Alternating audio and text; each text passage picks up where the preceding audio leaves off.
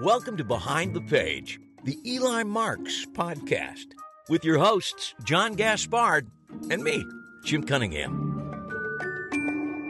Jim, you look fantastic. Well, John, at long last, a brand new audio booth here at the Clan Cunningham compound. So no one is more excited than you. Well, now I'm just worried about how are the dogs going to get let out while you're doing this? Well, it will be as if I'm not home to the dogs. I'm in a place where the dogs believe I'm gone. I didn't sneak out and try to confuse them. But if I come down here to this part of the house, then they tend to jump up on the couch and go to sleep until I reemerge. Well, that's excellent. Listeners don't understand probably that just about every episode we do, there's some edits there for you to let the dogs out. And an occasion for me to let my dogs out, but rarely Mostly do that. me. Mostly you, because you're... And now we have 3. Oh, yes. Beautiful. And then there was 3. And the name you picked was? True Blue, Truman. Troubadoobadoo. So you already have a million sub names to the name. Troubadorable. Yeah, all right. Yeah, there's a few. And I got most of them from my friend Jen Edwards, who I've done a body of work with over the past 30 years. But she's got a son named Truman. So when I asked permission to name our dog Truman, she said, "Oh yes, and there's all kinds of great names that you can Troubadour." And so I have a list. Perfect. Well, that's a great update on recording and on dogs. We are in episode 515. That's season 5, episode 15. And we're just going to dive in because today is delightful. We are going to talk with Magical Katrina. She's something else. I really mean that. She is so good. I mean, I am not a magician by any stretch of the imagination, but I am a full-time performer. Mm-hmm. And this interview, to me, as a full-time performer, was eye-opening. Yeah. And she is much younger than I am. But I learned so much, and I always learned something. But there was just bullet point after bullet point after bullet point for me. It was great stuff. Yeah, you're going to love this. She's an entrepreneur. I had a long chat with her before we did this chat, and I thought, I found her on. She popped up on Instagram, and she's very good doing those sorts of eye-catching. Hey, look, she's just doing 5 seconds of magic, 10 seconds of magic, in an interesting location. And so I followed up with her, and we chatted, and then I got you on the line. And there's so much interesting about her, but one of the things is that she had an odd journey into magic, and that was the very first thing we started talking about. Katrina, can you share with us your odd journey into magic, and what was your initial goal? So I went to clown school when I was 17, and I met someone who was a Spider-Man at children's parties, like would be different superhero characters. And I thought that was awesome that you could make, $40 an hour being a superhero for children. I thought that was so amazing. So I auditioned for the company and I got the role, but it was, I feel like 12 years ago. So the Frozen movie had just come out. And they said, well, you're a woman, so you can't be like a superhero. That's a guy thing. You could be Elsa, which honestly, between you and I, is basically a superhero, right? She has ice powers and saves the day, and she gets to sing. So it was better. Spider-Man doesn't sing. So I just was Elsa and Anna and all of these characters a lot. And I would do like a 20-minute magic show with very simple self-working magic things. And I would do face painting and balloon twisting. And at first, I really dreaded doing the magic shows because the person who taught me how to do them didn't really teach me like how to use a deaf man or any psychology at all related to children or even magic.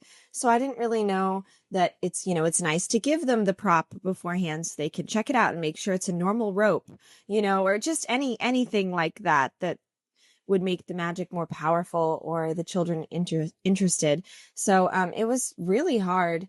And at first I really hated it and I would prefer the face painting. And then the more I did it, the more I looked forward to the magic. And I started kind of pursuing all of these things on my own. I went to a face painting conference and bought a bunch of supplies for face painting. And then I started doing that for magic.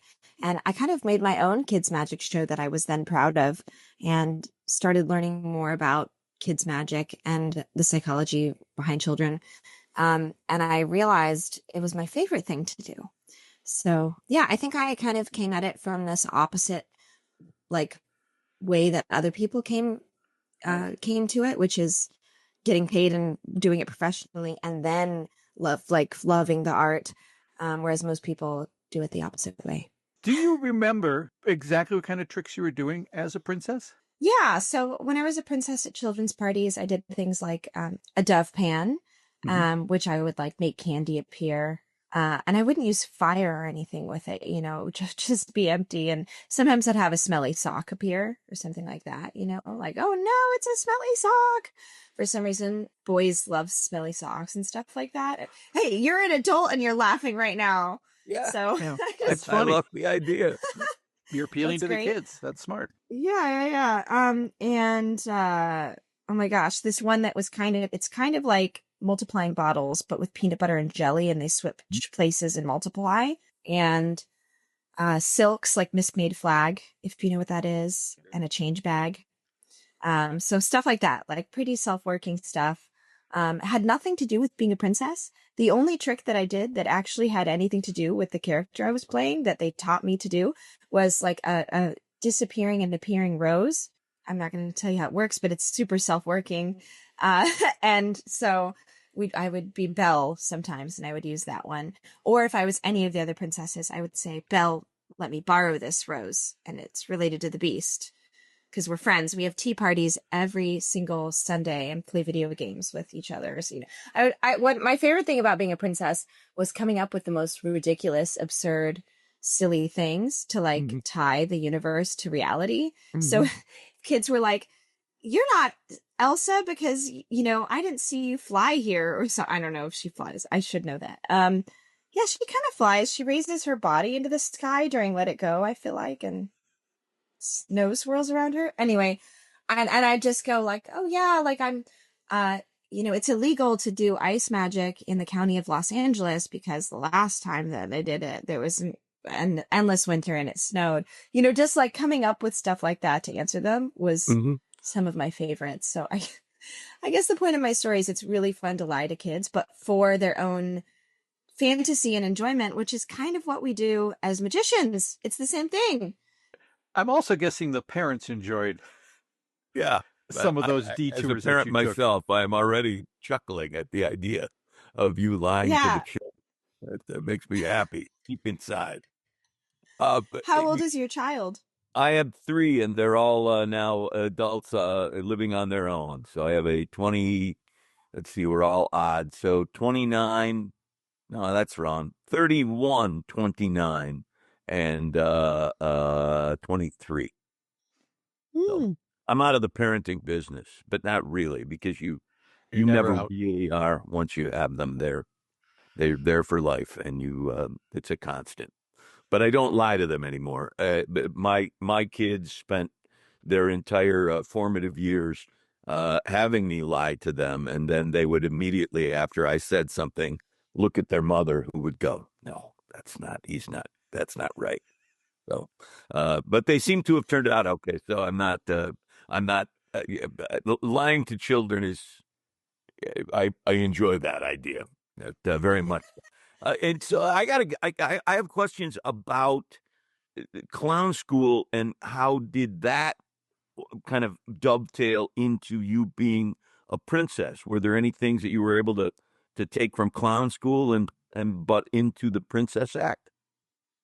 So I feel like I use my theater and improv and clowning training in everything I do.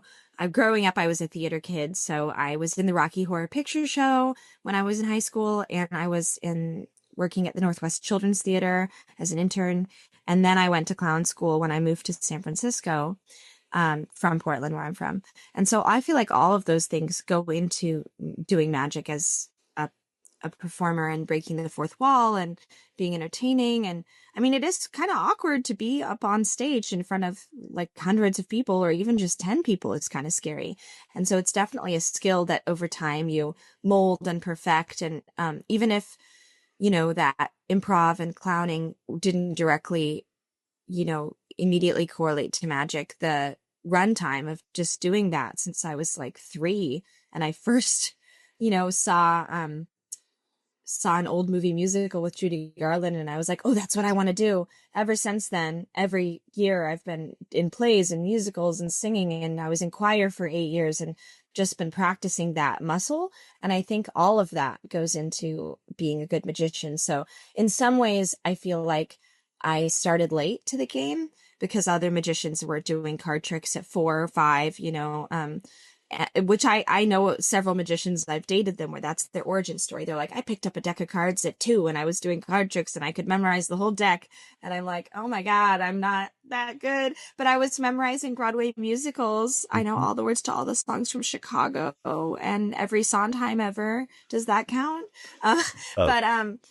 So that, anyway, my long story short, I feel like all that went into it. And so, you know, all of that has gone into me being a good performer. Literally, I was performing for 14 years before I ever learned a magic trick, but that doesn't mean that I wasn't preparing.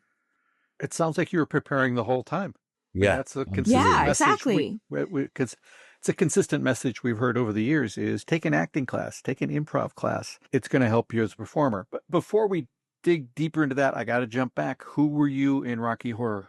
Oh, I had to work my way up the hierarchy of the cast. So at first I was a transvestite from Transylvania. So you did the time warp. Yeah. If you've seen the movie, I specifically was the one with poofy blonde hair, and I have 2 like party hat cones and a pink cummerbund because we were very screen accurate. So I had the exact costume. I still have it somewhere in storage. And then I was Rocky, like a gender bending Rocky. So I had a gold sports bra and gold shorts. And honestly, Rocky was really hard because the amount of times he lifts the weights and the sides that he lifts the weights on, if you're a nerd and you go rewatch the movie, it does not match up. So you have to like remember he starts on the left and then goes to the right because, you know, whoever was doing continuity on set obviously wasn't looking at that. So anyway, that's complex and nerdy, but I mean, that's the kind of things magicians have to remember is these little details. So that's the same with shadow casting and being, you know, in front of the screen and matching them. And Janet was my favorite, and I loved playing Janet. One of my favorite memories that I also think completely encapsulates like my childhood was instead of going to prom senior year, well, not senior year because I graduated by the time prom happened, but the one time prom happened. So I think juniors can go to prom, right? Yep. Do you guys remember high school? I think you could go twice. Second year, I graduated early, so I missed it. But first year I could have gone was a Saturday night. And I was also playing Janet in Rocky Horror, but it was also like a special costume night. We only did them once a year where we would like wear a costume to a theme. So the theme was superheroes. So I dressed as Buffy the Vampire Slayer, which I was obsessed with as a high school kid. So I was dressed as Buffy playing Janet, and I was so happy. And I did not want to go to prom. I was like, why would I go? This is way more fun. I'm doing Rocky Horror. And yeah, I missed my prom because I was doing theater stuff. You had your priorities entirely straight. We all make choices, and you did make a wise choice there, I think. You did. So a past guest of ours, David Kay, Silly Billy, he wrote a book that I believe had a big impact on you, Seriously Silly. At what point in your children's magic career did you read Seriously Silly? I time is elusive to me sometimes, but I think like 3 or 4 years into my career as a children's magician. And I will tell you right now, if you're starting off doing kids magic of any kind, just immediately read the book, save yourself pain, because so many of the things I read, I was like, oh my God, I wish I read this forever ago. I just had to find these things out the painful way. Like I'll say the making socks appear. It's great. And just like tailoring your type of comedy to the age of the children. I'd already kind of been doing it when I finally read the book, but I didn't have a vocabulary for what I was doing. Honestly, reading this book was amazing and helped me sell parties too. Having the knowledge to talk to parents and say a 4-year-old likes a different thing than a 10-year-old seems really obvious now that I'm saying it, because they have very different rates of development and intelligence and, cause and effect. Like if you levitate something for a 2-year-old, they're not impressed because everything is magic to them. I just did a 1-year-old birthday party yesterday. So I literally remember telling someone this. I'm like, they're not going to know what's going on. But, a 10-year-old, you basically treat them like an adult. I say like 8 and up. They just want to see a card trick and be treated like an adult. Obviously keep your humor appropriate, but, they don't like to be patronized. Or is it patronized? Patronized. Yeah. You can use either and we'll be happy. Well, back up a second. What sort of things do you do for a birthday party for a 1-year-old? Yeah, that's because who are you entertaining at that point? The other people in the room, huh? Yes, yeah. So I would say a 1 to 3 years old is for the adults.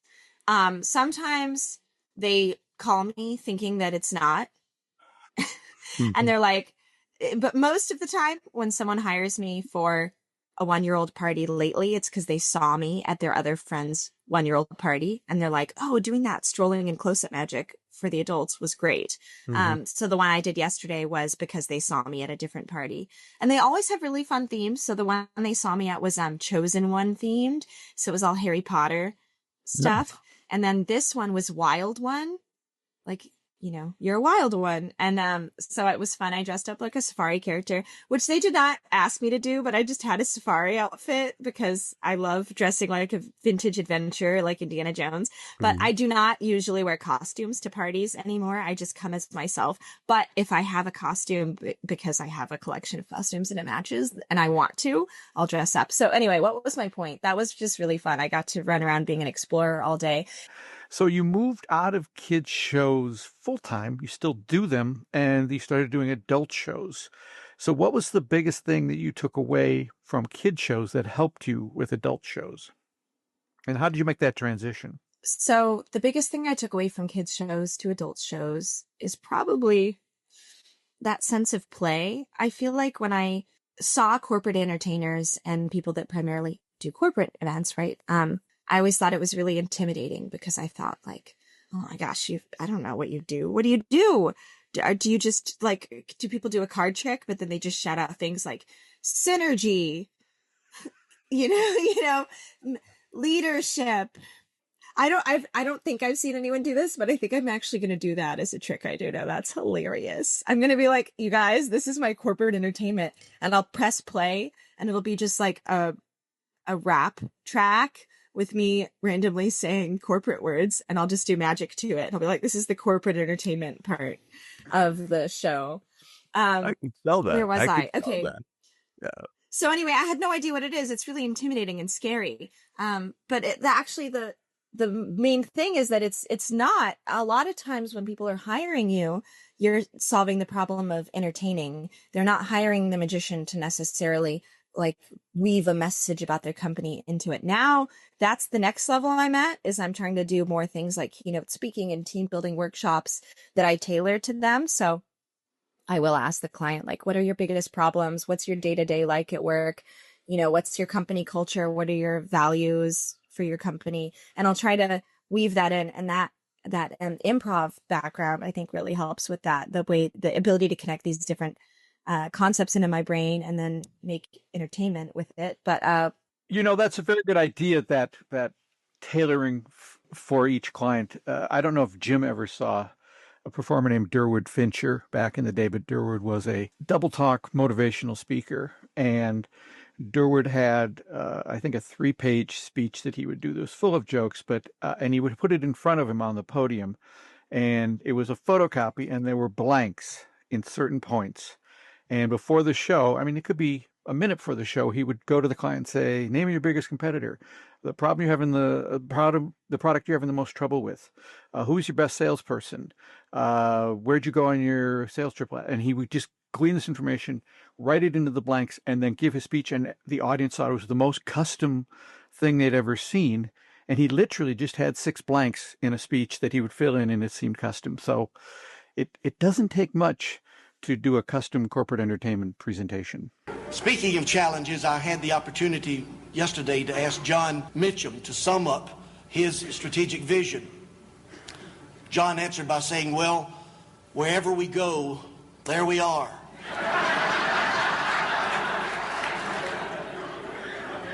I don't know about y'all, but I think John needs to take some time off. But today's communication strategy should be, and indeed is, an integral part of AT&T Paradigm's overall corporate plan, designed not only for today, but certainly for the remainder of March.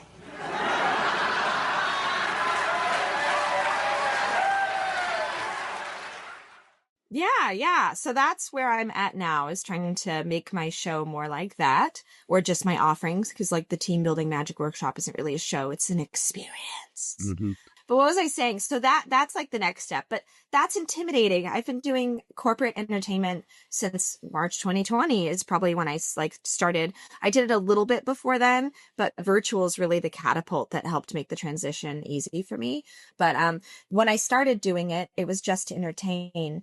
And I was lucky because it began during COVID. So a lot of it was virtual shows, and that's like was the Wild West. So they didn't have any expectations. It wasn't like you go to a summit and they're like, which role are you fulfilling? Are you doing strolling magic during cocktail hour? Are you doing a keynote? Are you doing a workshop, or a lecture or breakout room or something? They just, they didn't know what they're doing. So they're like, we need entertainment of some sort. You say you're a professional virtual magician, you're the expert, go. But here's the other thing too, that if you're intimidated by doing magic and you're like, oh, I can't do this in the virtual realm because that was 4 years ago. These people are educated buyers. They're not going to want me to do my magic show for them that I do for normal adult events. I would recommend just Googling corporate team building or corporate workshop icebreaker for conferences, anything like that. And what will come up, it is escape rooms, puzzle solving, relay races where they make these people dressed in suits build boats out of cardboard and race them. Literally the most absurd, ridiculous, silly things is what people will hire. And the more fun and the more crazy it is, the more people usually will hire you to do it. So if you're ever like, oh, magic's kind of silly, I don't know, like look at that. Look at the Jenga block challenges. Like there's so many weird, fun, silly things that corporate entertainment, that corporate people hire for that are weird. So Don't be afraid to just get out there and do it, because magic is not as weird as you might think in that kind of sector. It doesn't have to be tailored to them in that specific way. That's like the next step, is then tailor it to them more. But just get out there and get that social proof, get that logo wall.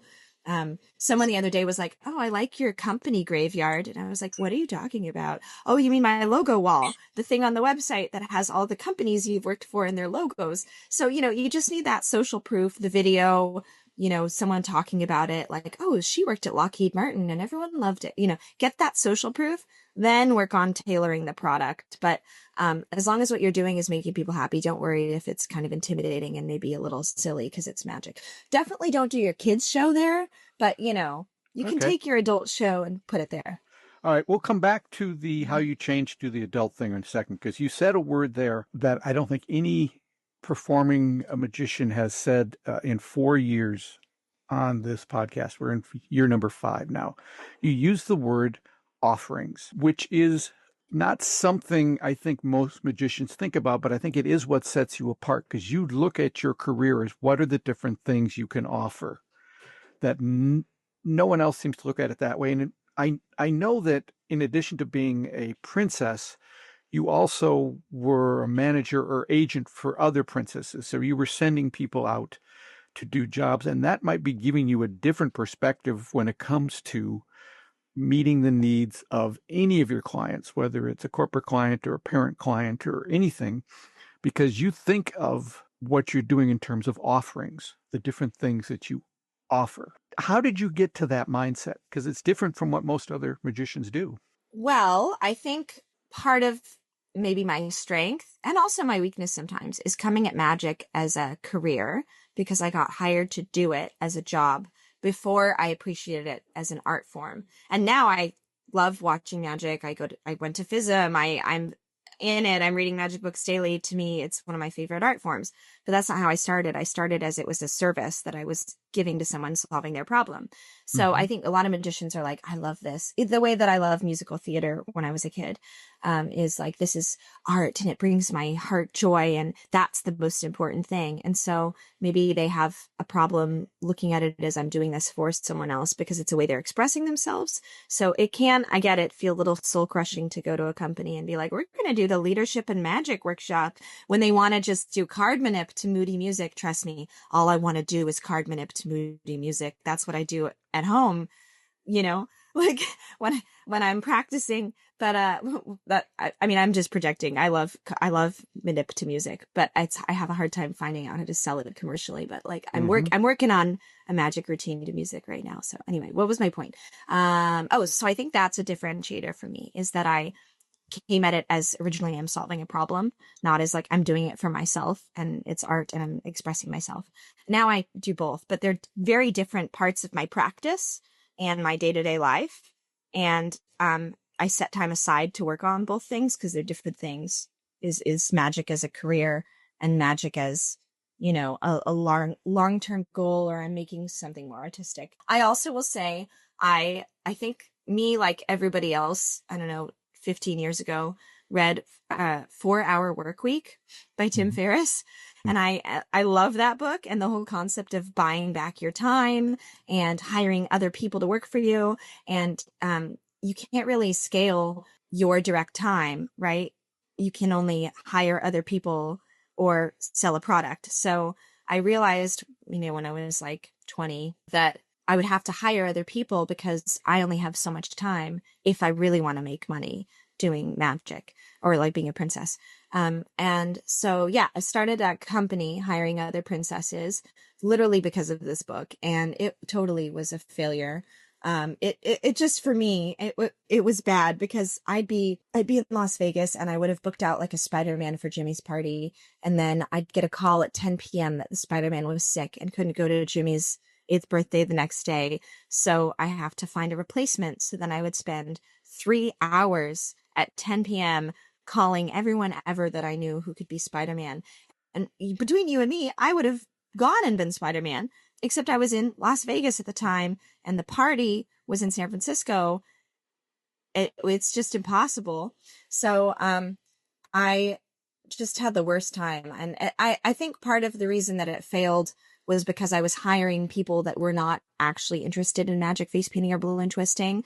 They were like actors that responded to a casting and were like, ooh la la, $100 an hour. And then they realized they have to drive there to make the $100. So it ended up being $100 in 3 hours, and that's also part of the gigging thing, is you're not paying to be there. You're paying for everything you put in. But anyway, that was a failure. I think now if I were to make a company where I book out other people, I would have to just approach people that are already magicians and be like, what do you charge? Cool. Do you want to make a little more than that? And I do the booking for you because I'm good at sales.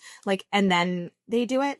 But I would say even then, I didn't like being responsible for other people being bad at stuff. So when the Spider-Man didn't show up, that random guy isn't getting a bad review. I am. And I have to explain to the mom why her child's party is ruined, and I'm the one doing all this emotional labor.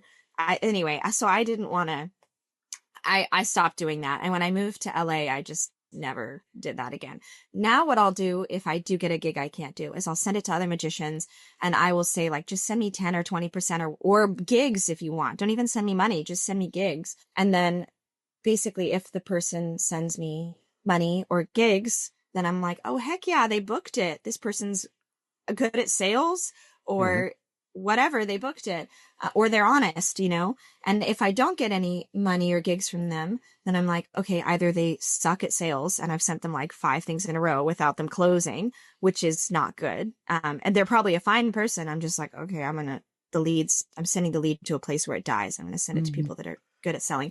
Or they sold it and they just didn't tell me. They just didn't send me money or a gig or anything. And I'm pretty chill about it. I don't have time to like follow every single lead I send to someone and like double check. Like, I think of it more like when you do your laundry and you find $50 in your pocket and you're like, oh, that was nice. Thanks.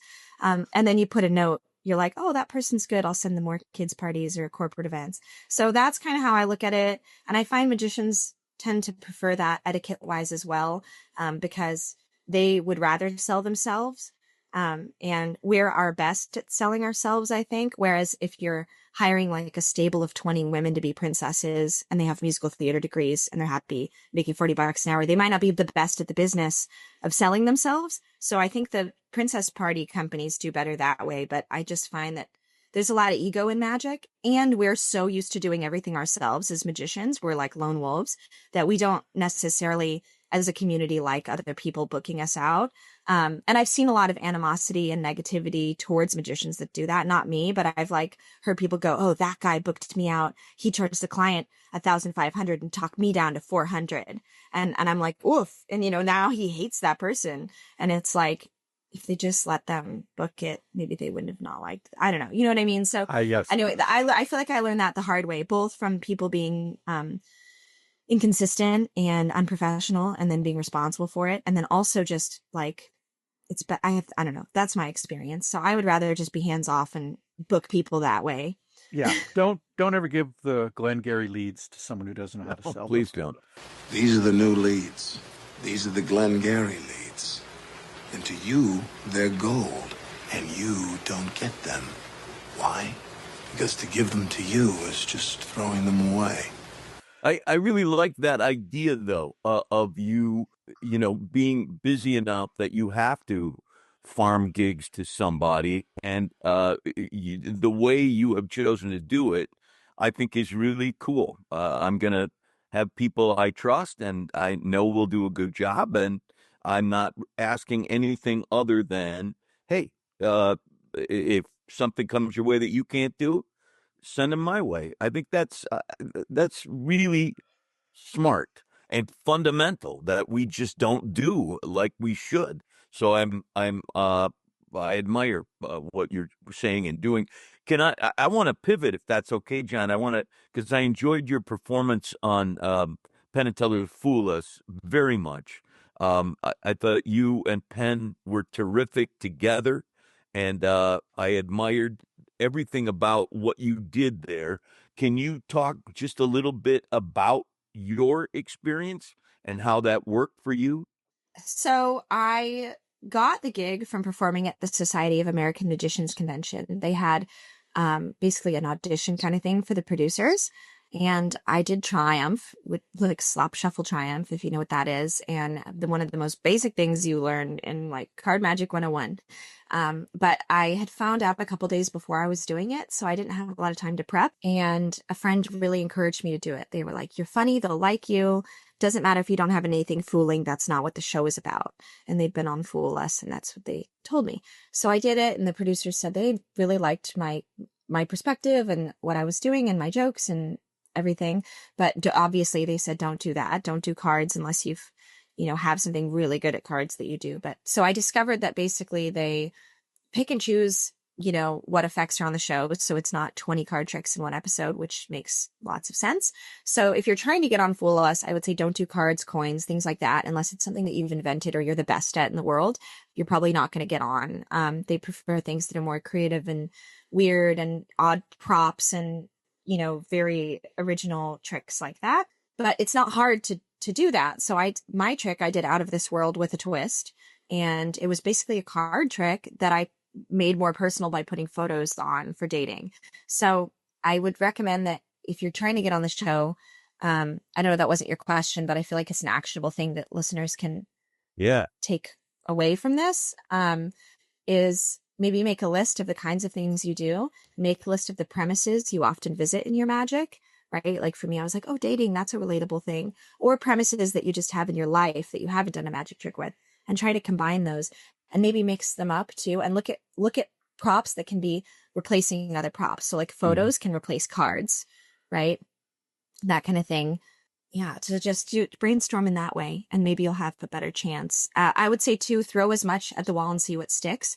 When you're doing these shows like Masters or Penn and Teller, and when you're doing any gig in general, you're solving a problem for them, right? They want you to win. They want you to succeed. The second they book all these 30 people for the season, that gets off their to-do list. They want that off their to-do list. They're not going to look at you, go, "Buh," and like move it away, so send them like 10 videos. And I'm sorry if you're listening to this, Lincoln and Andrew, but or Foolish Casting. But like, I do find the more you give them, the more they have to work with. And maybe they look at 3 of your videos of the 10 you've set and they're like, this person's terrible at performing and they don't want to have you. Who knows? I don't know what their thought process is, but they might look at it and go, oh, we like this aspect of this thing from video 1 and this aspect from video 3.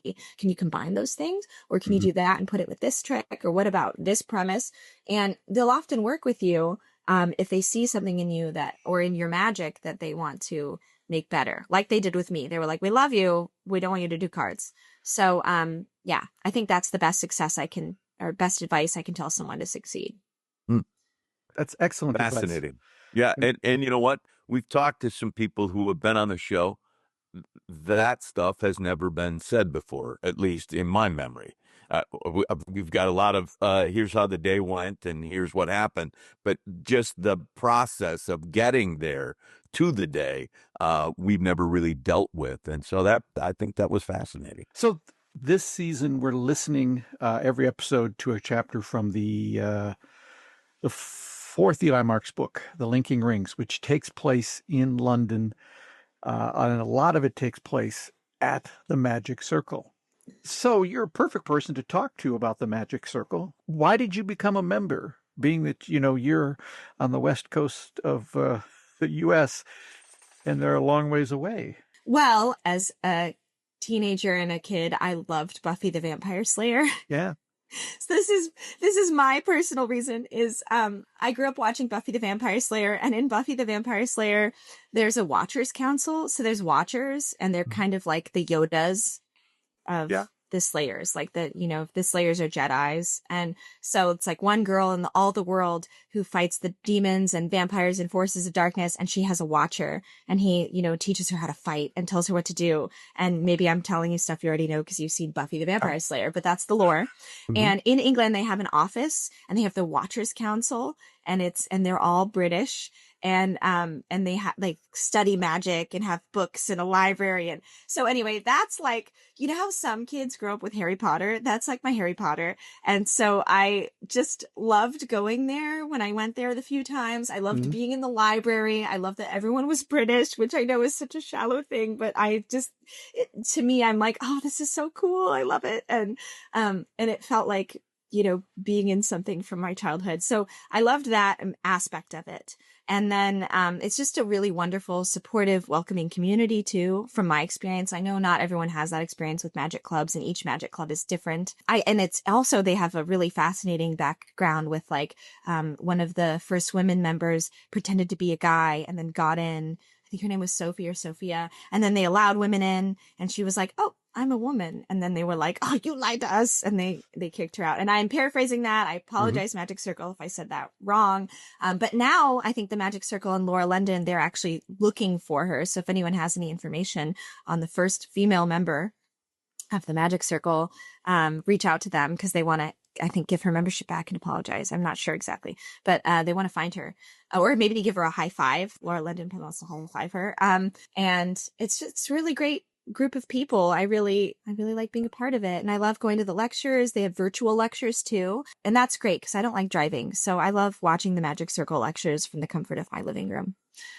When did you first go physically to the Magic Circle? I think I first went in 2017 or 18. Okay. And I was just getting into doing more magic for adults then. It was great. And Faye Presto was performing. So like right off the bat, I was like, oh my gosh, like she's hilarious. And I remember at the time I was wearing this vintage 1940s fur coat because I love dressing in vintage all the time because it's fun. And Faye Presto complimented my coat. She said, oh my gosh, I love your coat. I want to take it off you or something. And I said, thank you so much. I want to be you when I grow up. And she was like, okay, come here. We're going to go to the Soho House and we're going to have a drink and jam magic. And she was just so sweet. So that was my first experience off the bat of going to the Magic Circle, was being welcomed by, a badass older female magician, and her just sharing her wisdom and stories with me. And anyway, there's so many reasons that I love the Magic Circle and the community there. And that would be similar to going to the Magic Castle back in the 60s and having Di Vernon wave you over and say, come and sit next to me. I want to talk to you. Right, exactly. That was the ultimate Magic Circle experience. Right. Pretty great. Yeah. I got lucky. So what was your process for joining? So it's, I don't know. I think this is on their website, but there's an audition process where you can do it in person, which sounded absolutely terrifying to me. I definitely have rejection sensitivity dysphoria, which is like an ADHD thing where if I get rejected from something, I just never want to do it for like a year. It's like it's like a breakup. Especially auditioning. Auditioning is scary to me. It's really scary. So I was like, oh God, I don't want to do it in person. I'm just going to freak out. So they also have a video process where you can send in a video. And I actually emailed them this because I was like, I want to know the rules of this. In theory, couldn't I just do the same trick 20 times to a camera till it works correctly and then send that to you, with my boyfriend in our kitchen? And they were like, no, you can't. It has to be with a real audience, like in a real setting with an audience, like multiple people.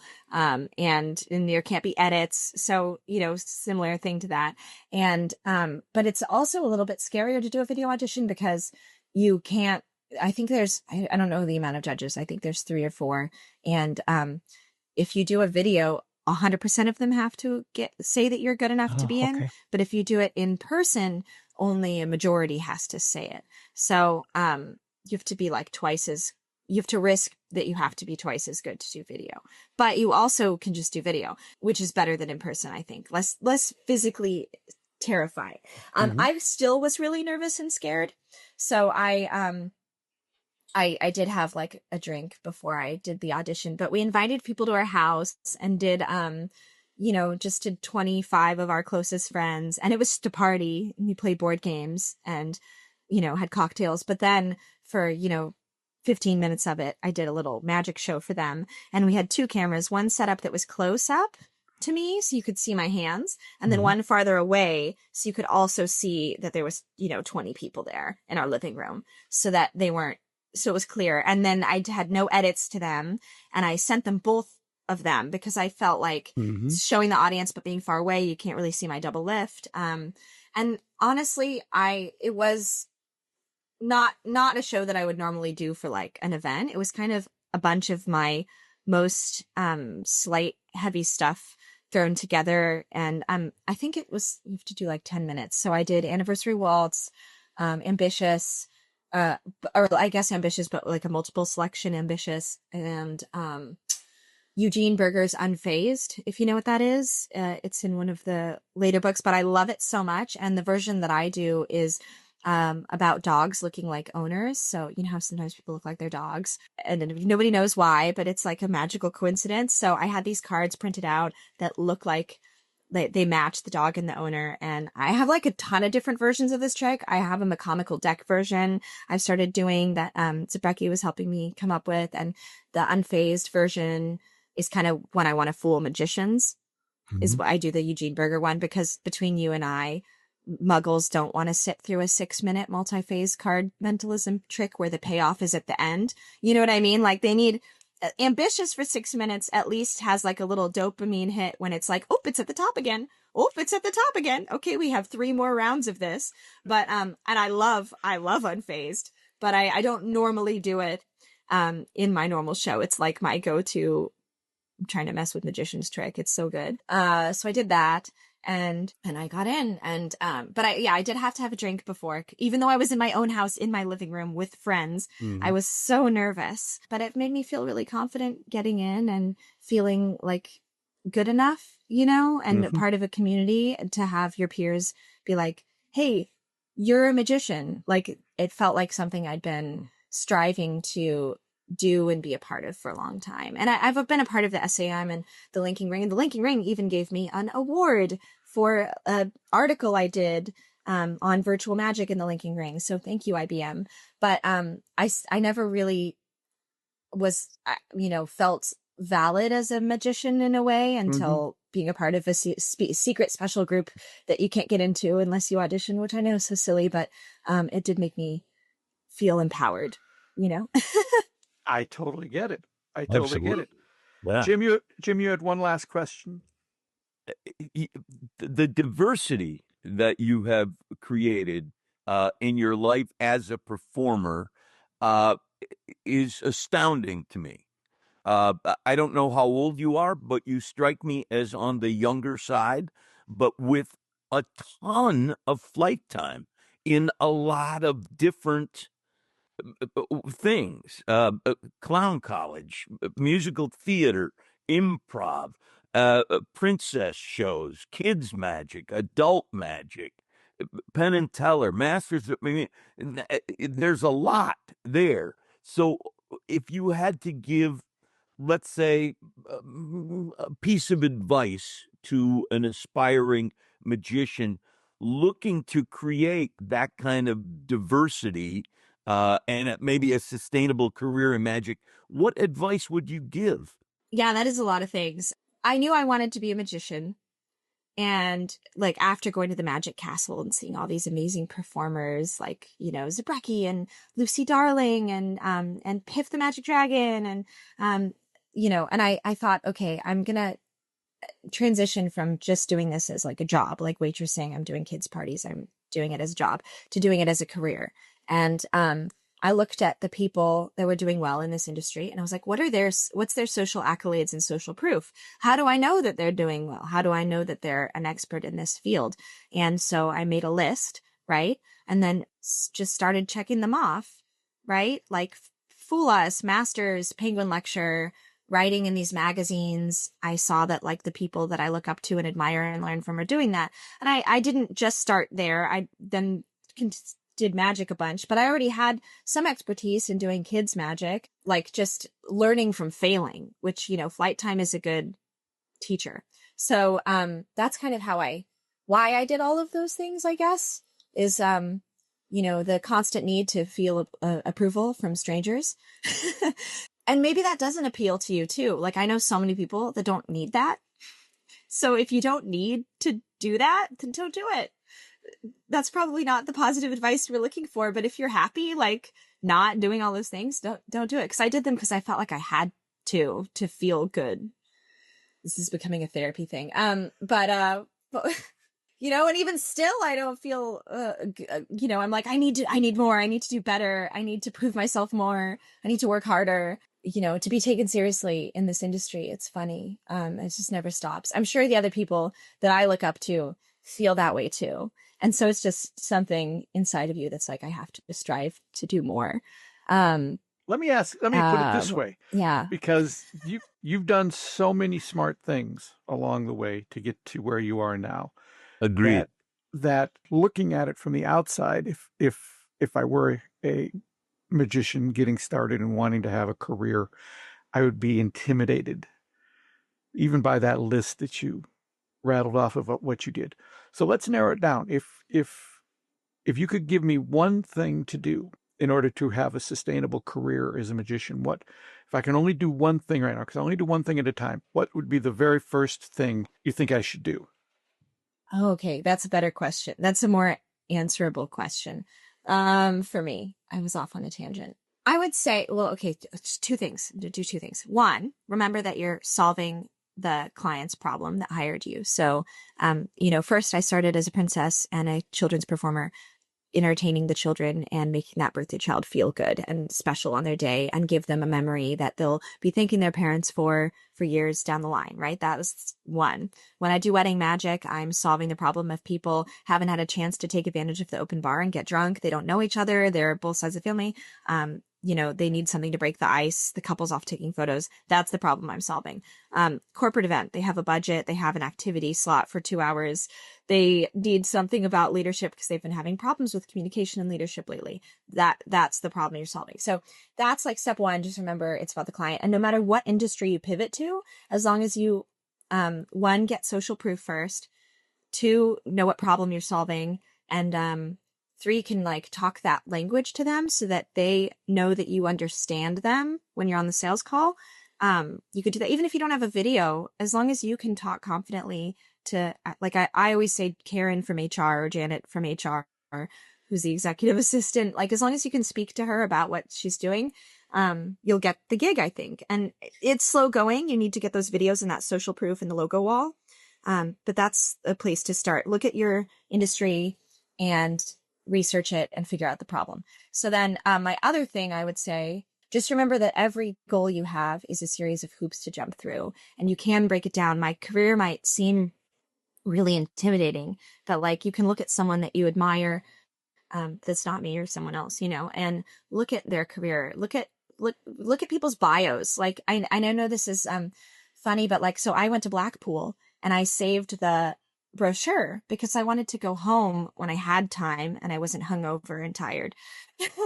And I wanted to look at their bios and see what they're proud of and then go, oh, is that like something that I would maybe want to do? It's not going to be exactly what they did, but, oh, this person has a world record. This person has an award. This person was on Full Less.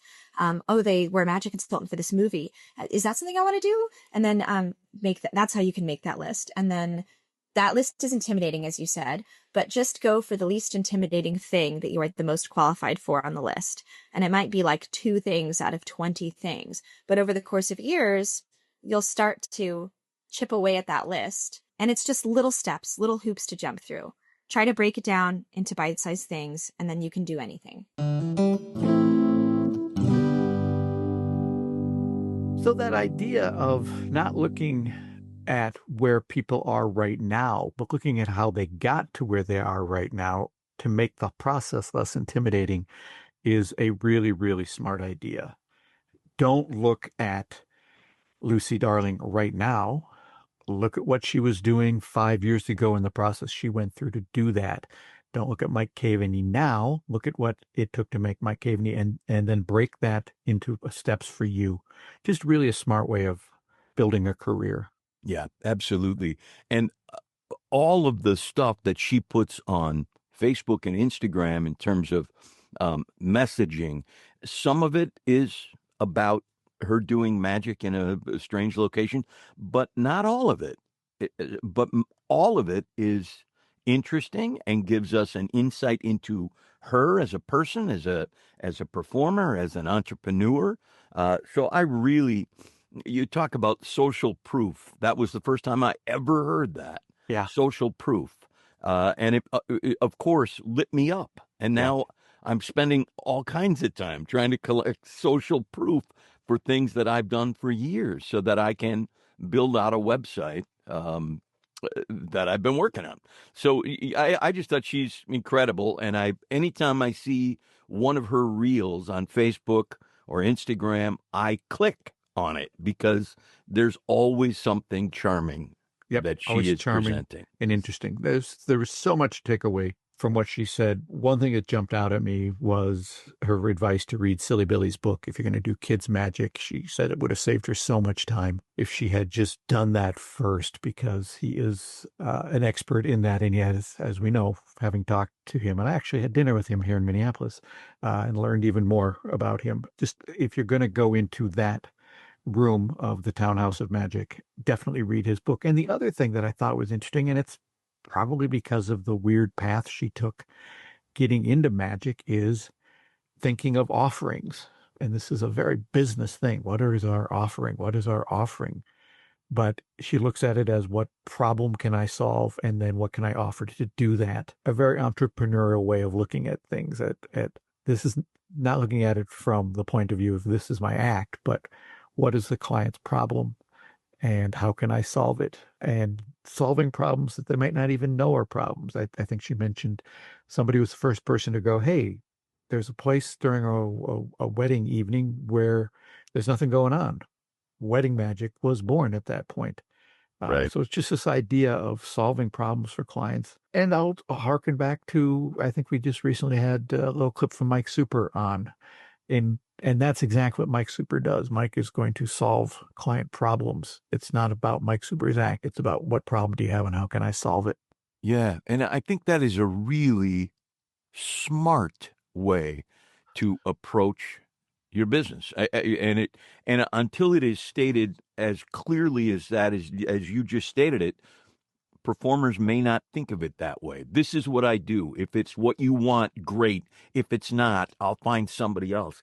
The idea that there are clients who don't know what they want or what you do or how those two things fit together, and your perspective is not, this is who I am, take it or leave it, but rather, what do you need and how can I solve that for you?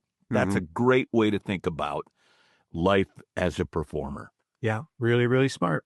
And like she said, and this will come up, actually, it did come up already when we talked to George Reese, this idea of breaking things into steps. Take little steps to build your career. Look at others. Look at the steps they took. Don't look at the end result. Look at the steps. Right. Break it into steps. And that's what George said when it came down to, looking Smart at a crime stuff. scene. And part of the amazing quality of this interview for me was she's got so much of it figured out, and she is not, my age. She's much younger than I am, and she's got so much of it laid Jim, out. she's decades younger than you. Decades. Now, John and I have a rule, everybody, that on show days How many he can't score? pick on me. How many four score? No, she's not four score. You did you? This is officially a show day. All right, I'm sorry, Jim. You look great. Right. You sound great. There you go. Well, I loved chatting with her. She was inspirational for me, an For older me as guy. well. An older person, yes, Yeah. I loved it too. And speaking of things we love, it's a segment we both love. The I love that segment, and you go first because it is an odd. Because it's odd, it means it's you. Well, I am revisiting. There's something called anniversary syndrome. Have you ever heard of that? I've not. Where like your mind or your psyche latches on to something that happened at a certain period in the year, and suddenly you crave that. Okay. For instance, around Memorial Day, I always get the urge to watch Raiders of the Lost Ark because that's when it came out. And about that time of year, I get this bug to sit down and watch Raiders. And most often I give in to that temptation. And about, I'm going to say 40 years ago, I was on vacation with my family at a resort in northern Minnesota. Can I just do a quick level set for everybody? Yeah. Just to put it in perspective, 40 years ago, Magical Katrina was not even alive. Okay. Please continue. You're a good friend, aren't you? We were up on vacation in northern Minnesota, and I am a voracious reader, and I was even a bigger reader at 24 than I am now. I just don't have the time to do it like I did when I was younger. But I picked up a book long before it became sort of a household name called The Princess Bride. Ah, yes. And I read the most delightful book long before there was a movie version, long before words like inconceivable have become part of our lexicon. I read this book, and it's fantastic. It is, if you have not read the book, you should. The movie only hints at what William Goldman did in this book. He maintained in the early part of, have you read the book, John? I've never read the book. I've only seen the movie. Okay. So he, has an entire section at the beginning of the story where he says, I was very sick as a child and near death, and they did not expect me to live. And my father, who was an immigrant to this country, brought in a book and would read a section of this book to me until I got to a cliffhanging moment, and then he'd shut the book and say, "Well, we'll finish. We'll pick it up tomorrow." And it essentially kept me alive because I had to see how this was all going to play out. So now I have kids of my own, and I want to get this book for my kids, but it's long out of print. You can't find it anywhere. I finally found a copy, a first edition, and I paid through the nose for it. And I got it for my kids. And when I started to read it, I realized this was a political allegory and about my father's country, where he came from. And there are pages and pages and pages of stuff that I never knew was there that my father just simply eliminated. So I am republishing this book as The Princess Bride, the good parts version.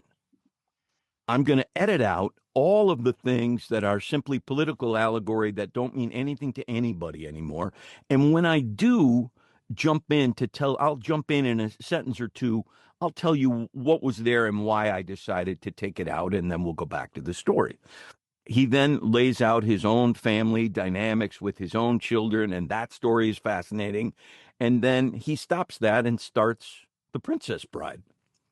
And he gets you to a point where you're cliffhanging, and then he jumps in and says, okay, so then it switched to political allegory right here, and it was about this, and I took it out. And then he'll do 20 pages about his family and their situation, which is equally as interesting and entertaining as The Princess Bride.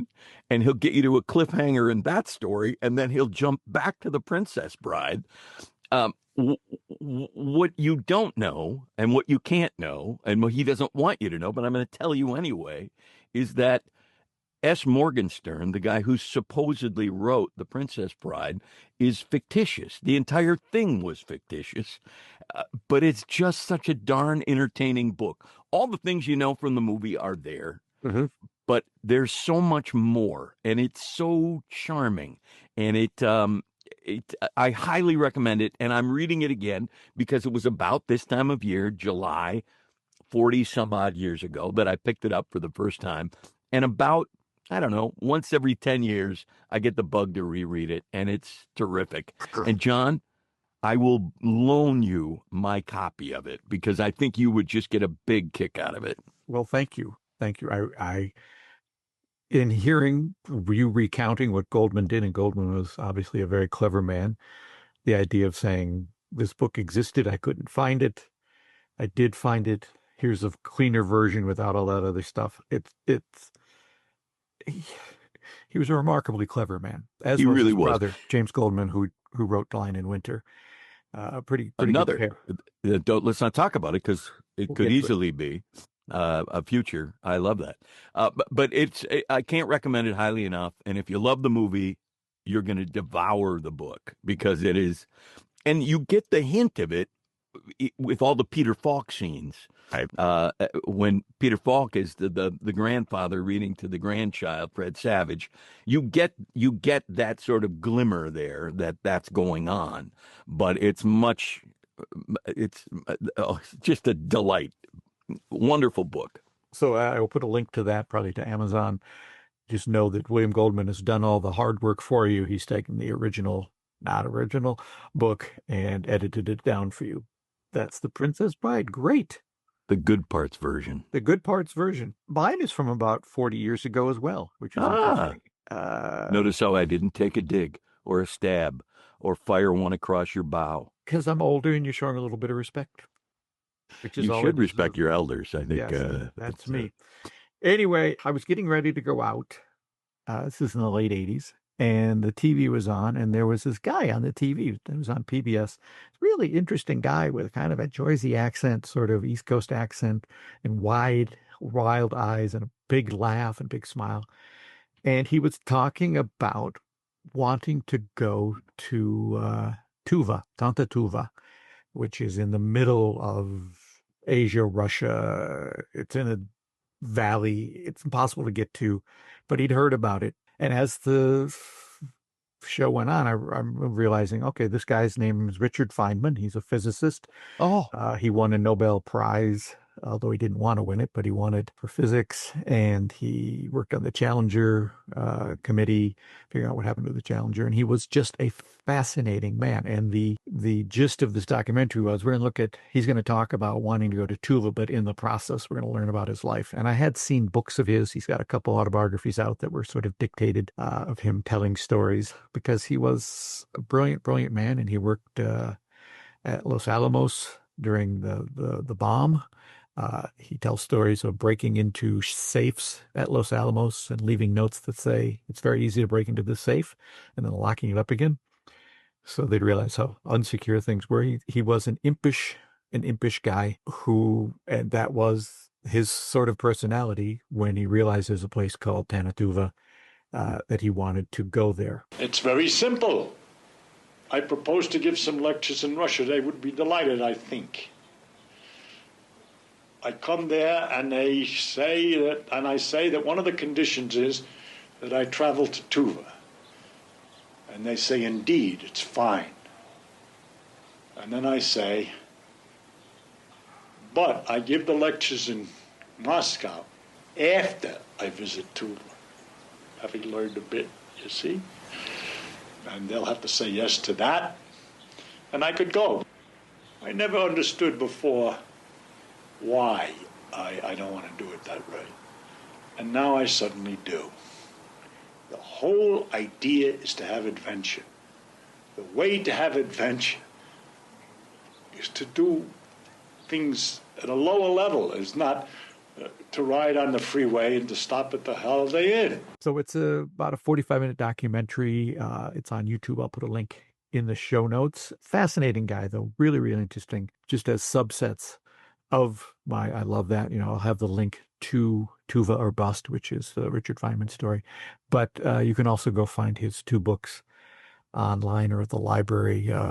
Surely You're Joking, Mr. Feynman is one. And another one that his first wife, Arlene, used to say to him all the time. The title is Why Do You Care What Other People Think? Fascinating guy, Richard Feynman. Yeah, the name certainly rings a bell, but beyond that, I had no frame of reference. I knew that there was some sort of bomb connection. Yeah, and his they made a movie about him at Los Alamos and his love affair with Arlene, who was his first wife, who died quite young, starring Matthew Broderick as Feynman, and written by Matthew Broderick's mother. I think it's called Infinity. I'm not sure. I wonder if that's why. A better researched podcast would be able to tell you that. But it'll be in the show notes, folks, but if we don't research it up front, John will research it at the back end, because that's who he is. Well, sometimes. Anyway, it's Tuva or Bust. It's Richard Feynman. He's a fascinating person, and you will be a better person after watching it, because he just makes you want to be a better person. Yeah, I like when that happens, when you want to be a better person. I'd never stifle that impulse, for goodness sake. All right, it's time. We got to get down to business.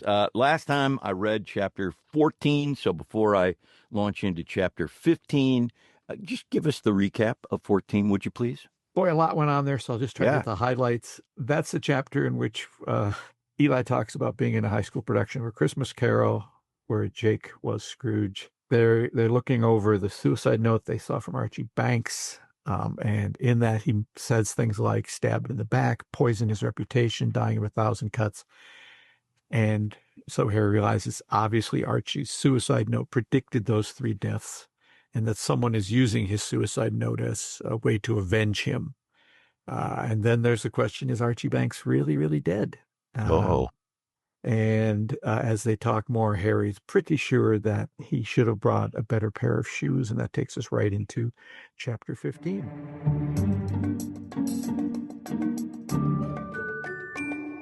Chapter 15.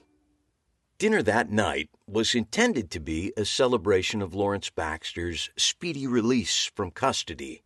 However, the grim events of the previous days succeeded in putting a damper on any festivities, and it quickly devolved into a dour affair, albeit a dour affair with top-notch food.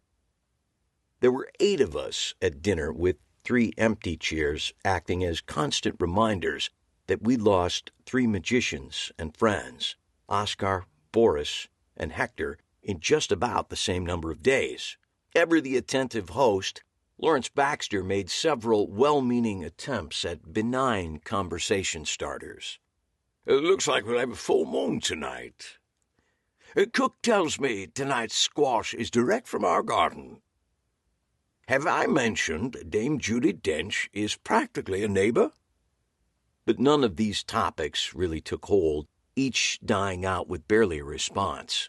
Instead, we enjoyed the excellent food in relative silence, with the household staff noiselessly bringing in new courses while mutely removing the remnants of the last. Roy Templeton, who I had never seen be so quiet for so long, was clearly stressing out at the lack of verbal interplay, and finally he could take it no more. I see the tabloids had a field day with your afternoon under lock and key, he said with a forced, casual air. Many classic headlines, I must say. He began to list some off. Is prison time in the cards for Baxter? Magician hopes to make charges disappear. Escape artist unable to escape police incarceration. Did you have a favorite? Lawrence Baxter's expression suggested that no, he did not have a favorite tabloid headline. It wasn't precisely an incarceration, he said quietly. I was brought in for questioning, but not charged or held. Absolutely, but not according to the tabloids, Roy said with an over-dramatic shake of his head. Bloody tabloids, Angus Bishop said in a low growl. You're to sue them for candor. There was a quick exchange of looks around the table. Candor? Davis DeVries said slowly. I think he means slander, Roxanne offered, and Angus nodded in agreement. Well, in that case, DeVries said, in this instance, the correct term would be libel, if anyone cares, he added, because it was pretty clear no one did. My solicitors are currently looking into a pressing action, Baxter said, not looking up from his food. After a long moment, he set down his fork and sighed. I'm ashamed to say that I'm also concerned about the impact this may have on upcoming bookings. This is not the image I've cultivated, after all. Bound to feel the effects at the box office. Not to worry. Back home, being a police suspect invariably has a positive impact on the crowds, Roy offered cheerily. Many's the time I've suggested to Roxanne we'd be far better off professionally if she could manage just one juicy indictment. Nothing big, just a felony among friends. Sorry to let you down, hon, she said, giving his face an affectionate pat. So what are the police doing with the Archie Banks suicide note your friend dug up? Harry looked up from his meal. They are looking into it. And, difficult as it may be to believe, they're also looking into digging up Archie Banks himself. Waste of effort, really. I doubt we'll recognize him after all this time, Roy said, doing a poor job at suppressing a chuckle. He turned to Roxanne for support. Get it? We won't recognize him. Nice one, hon, but I wouldn't recognize him regardless, Roxanne said. I never had the pleasure of meeting the man. This brought Roy up short. You knew Archie Banks, he said, the confidence draining out of his voice as he spoke. Roxanne shook her head. Not on your life, or, for that matter, his. I didn't meet up with you and this gangrene gang until at least a couple of years after he'd kicked it. I could have sworn you were there, Roy said. I guess the memory is the first thing to go. That's what I hear, Roxanne said. She waited a practiced beat and then added, What's the first thing to go? I forget, Roy said, which sent them both into a fresh wave of laughter. All eyes turned to our host to see his reaction to the comic duo's latest round of playful banter. It took a few seconds, but finally the stupid joke made Baxter chuckle, and once he broke, The rest of us followed suit. The remainder of the meal didn't have the same energy as earlier gatherings around this table, but, at least for the time being, Roy and Roxanne had succeeded in lifting the pall which had come over the group. I don't know if we were conforming to gender norms, but the men once again spent the rest of the evening chatting away in Baxter's study while Roxanne and Megan went off on their own for some quiet girl time, as Roxanne coyly put it. Well, in that case, you're going to need to find yourself a quiet girl. Let me call around, Roy suggested, but his riposte came too late, as the two ladies had already disappeared toward the second floor. Fresh decanters of alcohol were delivered by Gwendolen under the watchful eye and silent glare of Miss Hess, who directed the young maid with sharp jerks of her head and low, almost predatory growls. The nature of the interaction was such that all conversation ceased while we observed the tense encounter. Once the vessels had been set and rechecked for errors of placement, Miss Hess gave Gwendolen a silent nod, and the girl scuttled out of the room like she had just encountered a particularly aggressive spider. Miss Hess surveyed the room and then made her own measured exit, turning to close the study's large double doors behind her. This task took what felt like a full minute as she slowly pushed the heavy oak doors into place. It wasn't until we heard the reassuring snick of the door latch that any of us felt safe to breathe, let alone talk. That one really sucks the air out of the room, doesn't she? Roy finally said, breaking the silence. Where did you find her? Gorgons are us? I think she's basically just shy, actually, Baxter said in response, and if all of us had been drinking at that moment, the room would have experienced a giant simultaneous spit take. Yes, like Mussolini was shy, Angus Bishop said, getting up and helping himself to a cocktail. I would have said Gehring, but you're onto something there, Doctor, Roy agreed, joining him at the drinks table. Poor Hector, Davis DeVries said quietly, immediately shifting the mood of the room. As they say, what a way to go. What a way for all of them to go, Harry said, nodding to Roy, who had appointed himself the designated bartender. Ghastly. Just ghastly. And to what end, really? DeVries continued, also nodding at the offer of a drink from Roy. A hack magician dies 30-odd years ago, and now this? Unless it's all just an elaborate scheme designed as a cover for something else, I suggested, as the thought occurred to me. I turned to Harry. You always taught me in magic, a big move covers a small move. Indeed it does, he agreed, taking the drink Roy handed him. But what small move, if any, is being covered by this killing spree? The question always comes back to who benefits from this, DeVries said, sipping his fresh drink. Follow the money, Roy said emphatically, as he returned to the drinks table. His task of serving drinks complete, he was ready to pour one for himself. He looked up and was greeted by a roomful of blank faces. Sorry, I have no idea what that means in this context, he admitted sheepishly. It's just something they always seem to say in criminal investigations. Follow the...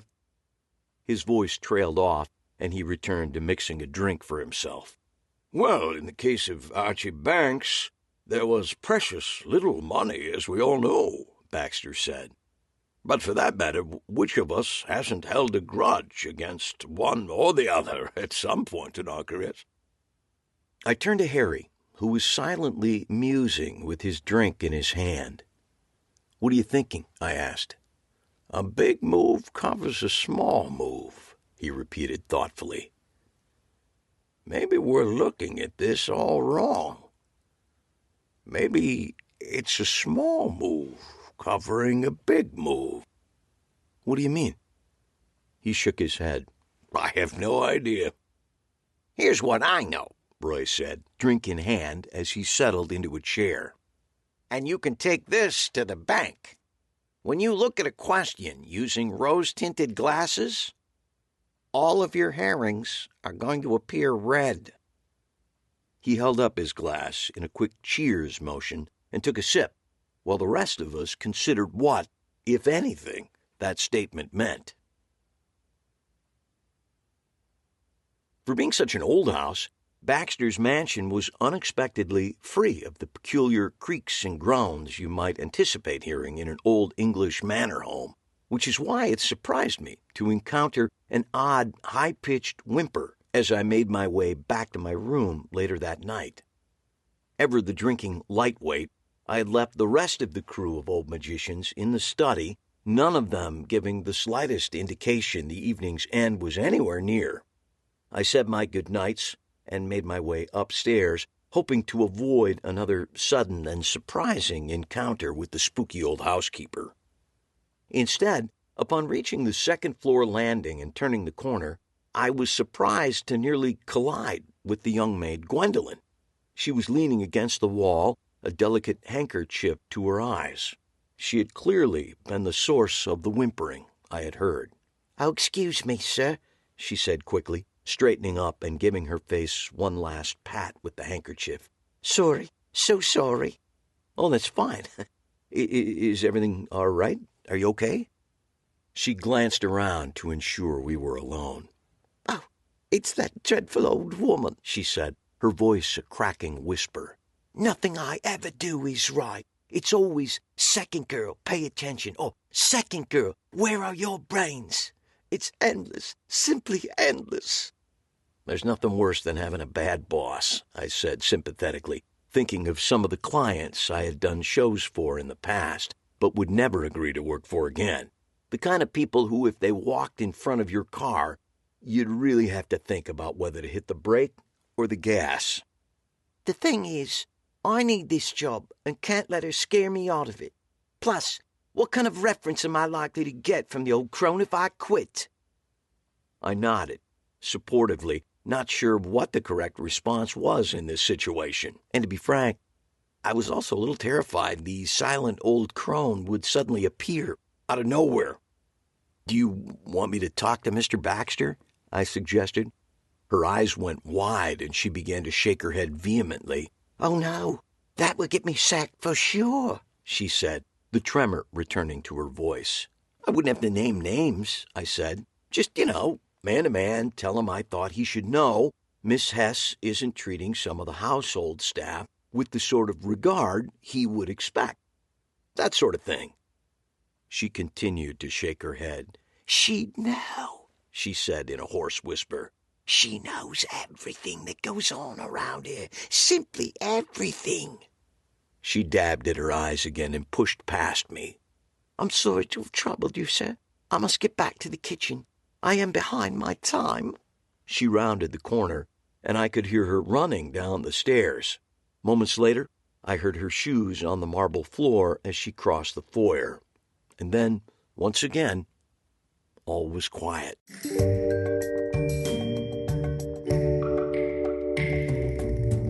So I quickly have to point out, Jim, that you got to say a line adapted from A Christmas Carol there when Gwendolen, the maid, says, "I am behind my time," which would not have been in the book. Time. Yes, you are, sir. Yeah, Yes. which would not have been there at all if it had not been for you and being in that play. And Charles Dickens. And I take very little credit. I would take some credit. I'll take some credit, but mostly it belongs to Dickens. And just as a side note, the reason the maid is named Gwendolen is a reference to my favorite play, The Importance of Being Earnest, which two of the younger female characters are Gwendolen and Cecily, which then reminds me of a Mike Nichols story. Mike Nichols talking to Neil Simon as they are working on what would be the first production of The Odd Couple, and Mike Nichols is reading the script, and he sees that Simon has written in The Pigeon Sisters, named Gwendolen and Cecily, and Mike Nichols says, "Oh, that's very clever," and Neil Simon says, "How is that clever?" And he says, "Oh, that's a reference to The Importance of Being Earnest, Gwendolen and Cecily." And Neil Simon says, "I have no idea what you're talking about." Now, a smarter man would have just said, "Yeah, not a lot of people are going to get that joke, but I'm glad you did." Yeah. Anyway, That chapter also has one of my favorite lines from Roy Templeton, where he says that if you look at a question using rose-tinted glasses, all your herrings are going to be red. I don't know exactly what it means, but I like that line. Anyway, so it's a good chapter, and things are really heating up. They are totally heating up. Well, they should be. If they're not heating up by chapter 15, something's going on. Next time, we're going to dive into chapter 16, in which Harry's reference from chapter 14 about his shoes will be explained. And then we're going to revisit one of the most fascinating conversations we've had in the last 5 years. And they've all been great, but this one was with Joshua Jay, who had done a lot of research on what he called tragic magic. And we're going to talk about the bullet catch and his thoughts on tragic magic. Joshua Jay is always interesting, and we were thrilled that he stopped by. I look forward to that.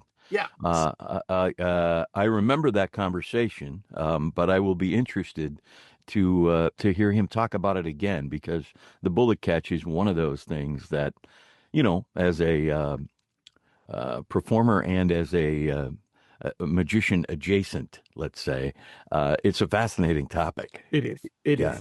So that's next time. I will remind you, if there's people out there you think we should be talking to who are magicians in their spare time but have an interesting career otherwise.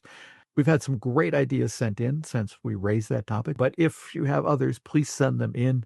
I'll have my email address in the show notes. And let me just say, as someone who does a lot of research online for this podcast and other podcasts and other places, if you don't have a way for people to get a hold of you via your website, don't even bother having a website. I've run into so many websites where there is no way to contact the person, or they have a contact form that doesn't work.